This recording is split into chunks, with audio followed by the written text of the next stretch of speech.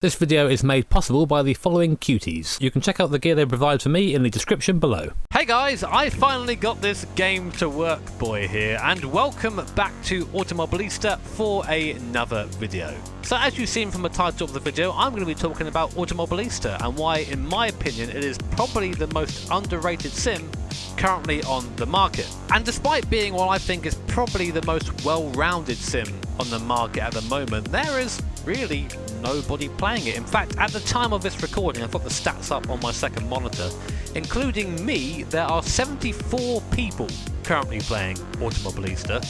Compare that to Assetto Corsa, which has nearly 1,500 people playing on Steam. And with the last update of AMS being released last month, which included this circuit, Donington and also Snetterton, and with AMS 2 on the horizon, I thought now would be a good time to talk about AMS and why maybe it didn't do as well as we thought it would. You guys know me, of course, I like to drive whilst I talk, so I'm going to be doing an 8-lap race around the aforementioned Donington National Circuit. I really enjoy the farm chicane because you can just yeet through there, in the Ultimate GTR Race Edition, which is basically like a little mini Group C car. Lots of fun to drive. Would definitely recommend it if you haven't tried it yet. So yeah, I'm going to get my gloves on to protect my office worker hands and discuss why AMS is the most underrated sim currently on the market.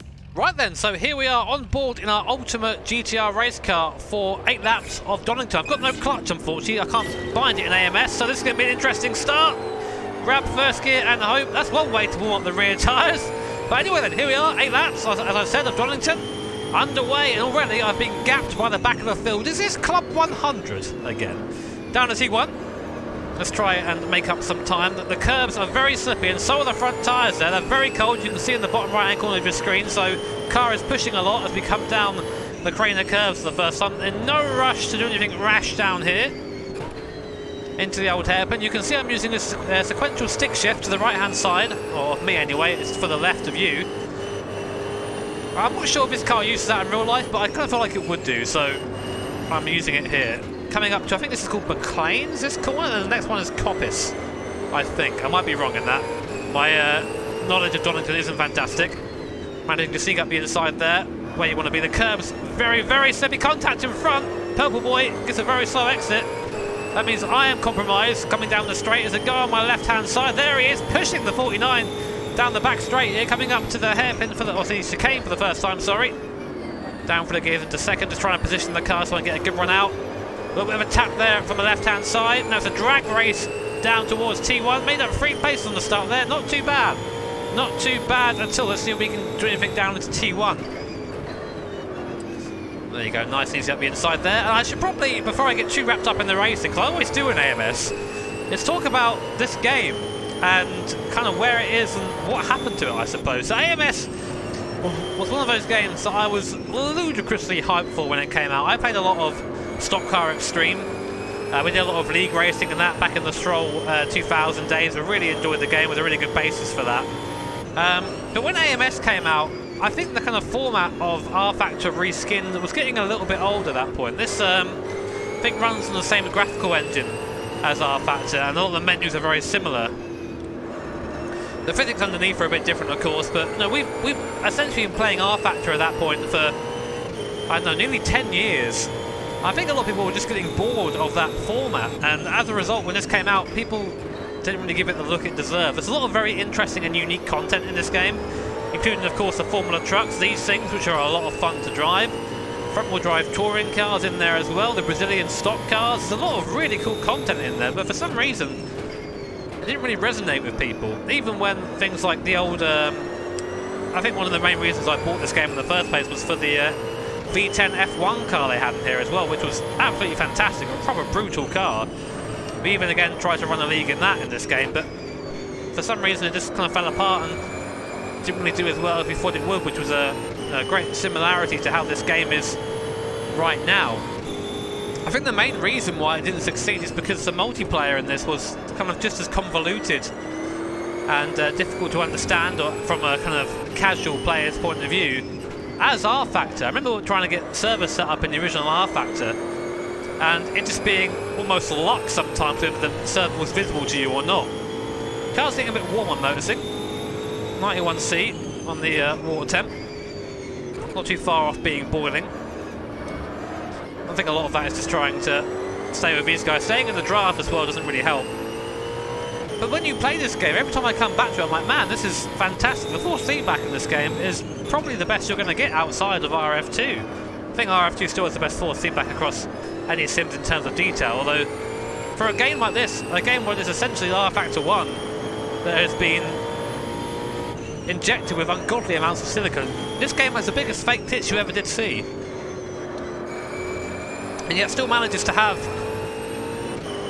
this great force feedback, this great feel for it.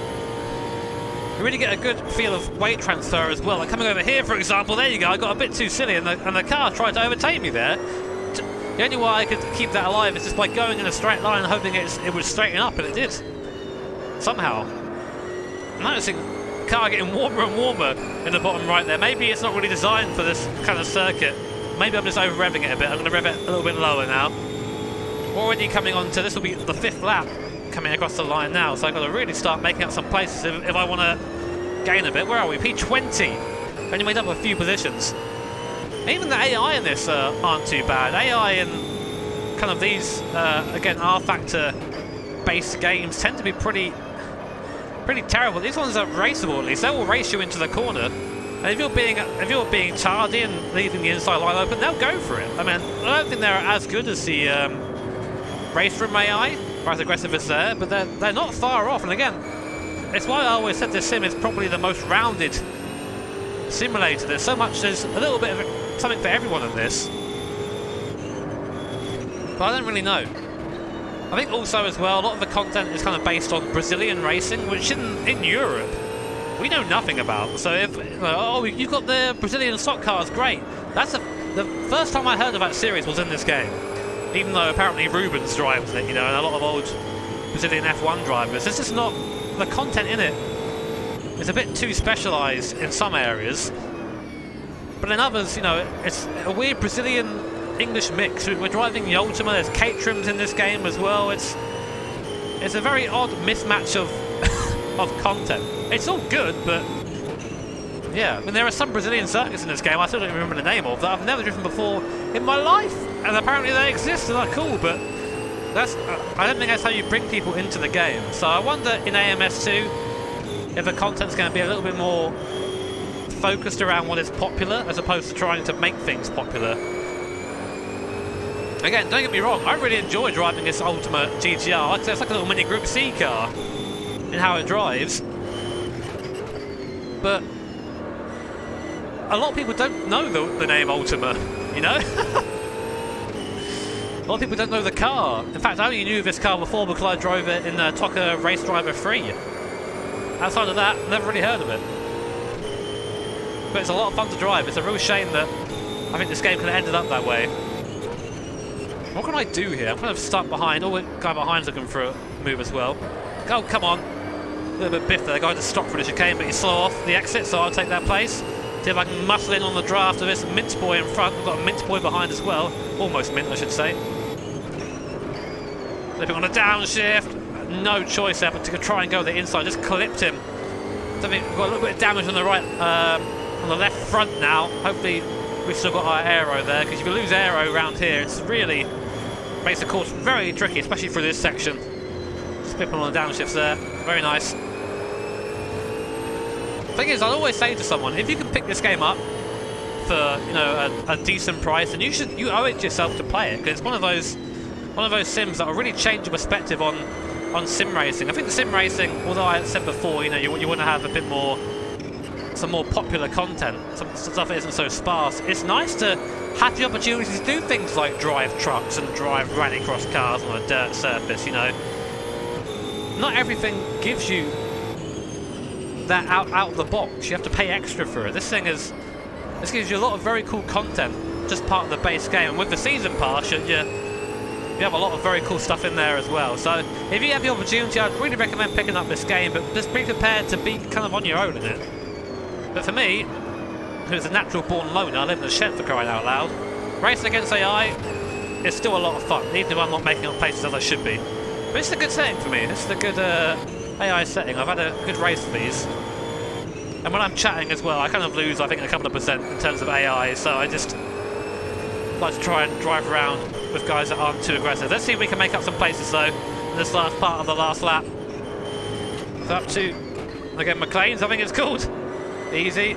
Watch out for that curb. Turn the car slowly on the power. Rear tyre slipping. Now up to Coppis. It's a slow car ahead of this. Trying to get a different line through there so I can get a better exit.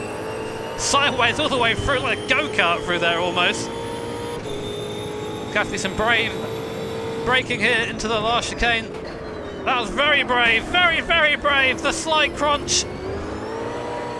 Come on! One more before the line. No, he's driven out of the way out of fear. I don't blame him. And there you go. We end up in P16. Bit of bullying at the end there, but what's a race without a small bit of bully? But yeah, guys, hope you enjoyed that. It was really nice to come back to AMS and to drive it every now and then. Maybe I'll do another race in it soon, but you know, we're coming to the end of a life of AMS, and I think it's one of those games where it's what could have been. All the ingredients were there, it just wasn't quite utilised properly, and I really hope that AMS 2 sees a bit more success, because the effort that Rita Studios put into this game is so apparent when you drive it and when you play it, but hopefully AMS 2 will give them some more of the attention they deserve. But anyway, guys, hope you enjoyed the video. If you did, of course, make sure to hit that like button. If you really enjoyed it, make sure to subscribe and hit that little bell icon as well for future videos like this and for future streams. A big thank you as always to my patrons, to my sponsors for supporting my channel. I really appreciate your support as always. Take care, have an awesome day. See you all next time.